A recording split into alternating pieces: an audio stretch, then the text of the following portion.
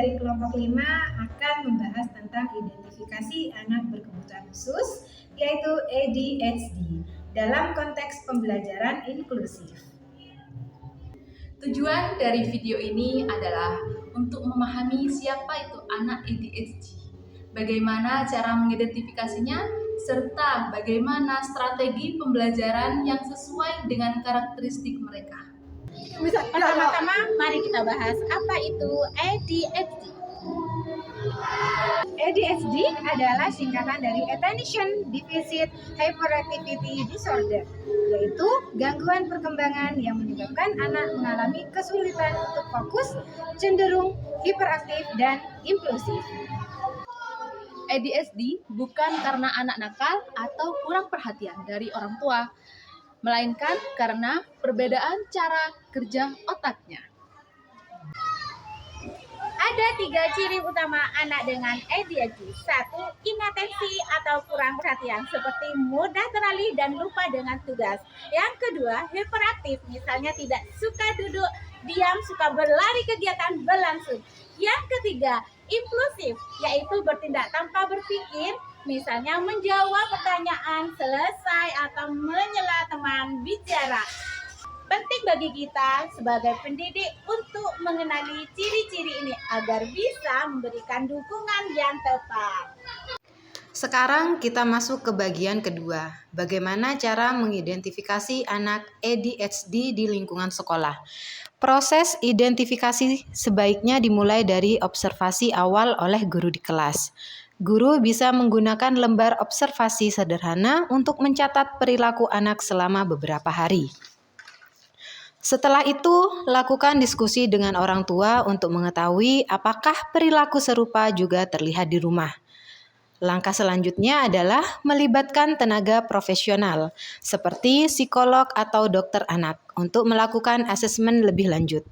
Salah satu alat asesmen yang umum digunakan adalah SNAP for Questionnaire atau Corner Rating Scale.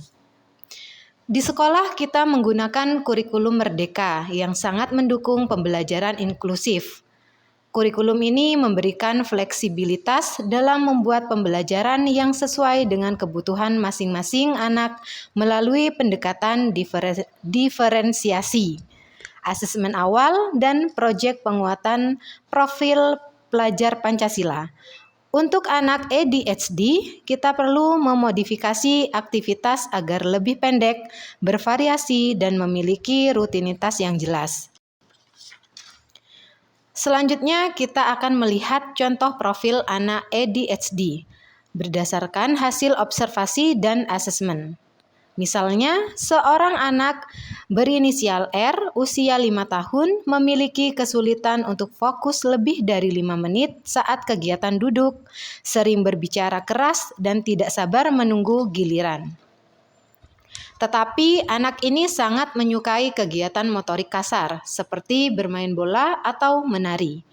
Berdasarkan hasil asesmen, anak ini termasuk kategori ADHD tipe gabungan, anatensi dan hiperaktif. Maka strategi pembelajaran yang harus menyesuaikan kekuatan dan tantangannya. Beberapa strategi yang bisa diterapkan untuk anak ADHD antara lain: 1. Gunakan jadwal visual agar anak tahu urutan aktivitas hari itu.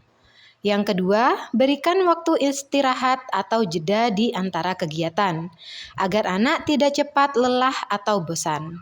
Yang ketiga, gunakan pujian positif secara spesifik, seperti, "Wah, kamu bisa duduk tenang selama 5 menit loh sayang, hebat sekali."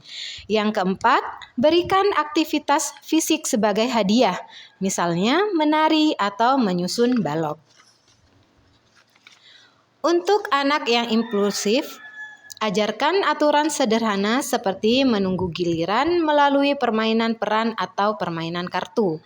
Intinya, kita perlu sabar, konsisten, dan kreatif dalam mendampingi anak ADHD agar mereka tetap bisa belajar dan tumbuh bersama teman-temannya.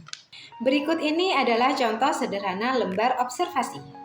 Anak mudah teralihkan saat menggambar.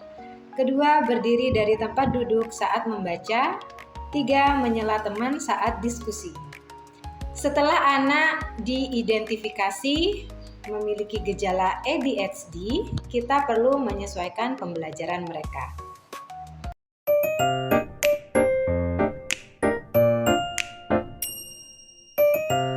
Sekian video edukasi identifikasi ABK ADHD dari kelompok kami. Semoga bermanfaat. Wassalamualaikum warahmatullahi wabarakatuh. Dah. See you again.